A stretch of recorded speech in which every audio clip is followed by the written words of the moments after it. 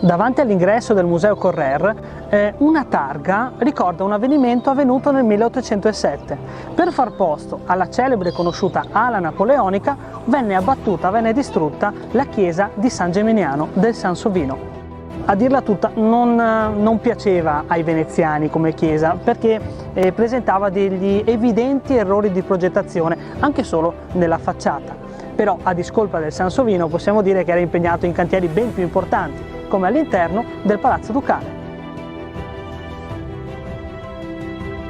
La chiesa di San Geminiano non fu la prima ad essere distrutta. Infatti la chiesa di San Geminiano e Mena venne distrutta nel XII secolo. Questa chiesa era stata voluta dall'esarca di Ravenna nel VI secolo.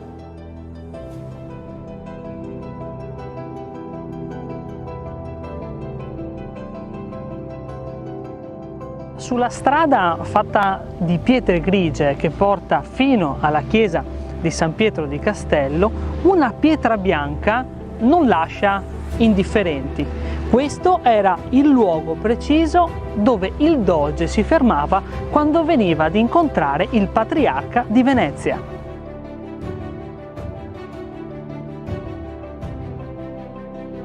Fino al 1807 la cattedrale di Venezia non era San Marco, come alcuni possono pensare, ma era la chiesa di San Pietro di Castello.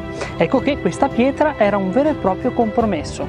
Serviva ad evitare al doge l'umiliazione di arrivare fino alla soglia della porta e al patriarca l'umiliazione di ricevere il doge sulla riva. Questa pietra bianca possiamo dire che salvava l'onore di entrambi.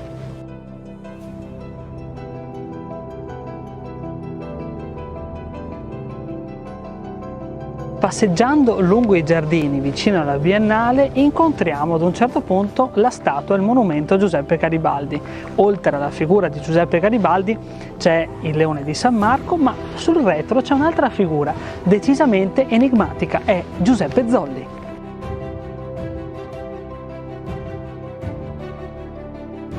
Ma chi era Giuseppe Zolli? Giuseppe Zolli era un garibaldino nato nel 1838 che aveva partecipato proprio alla spedizione dei Mille con Garibaldi. Aveva giurato che una volta morto avrebbe sempre vegliato sul condottiero. Così la gente della zona, dicendo di vedere il suo fantasma aggirarsi per questi giardini, ha deciso di porre una sua statua proprio sotto quella di Garibaldi.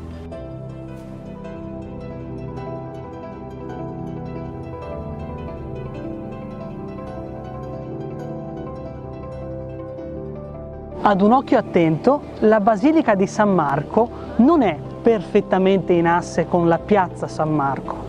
La Basilica di San Marco è leggermente ruotata verso destra, uscendo dalla Basilica. Come vedere la Basilica perfettamente dritta? Subito fuori, il sottoportico dell'Arco Celeste, un piccolo medaglione è posizionato nel punto corretto per poter vedere al meglio la Basilica.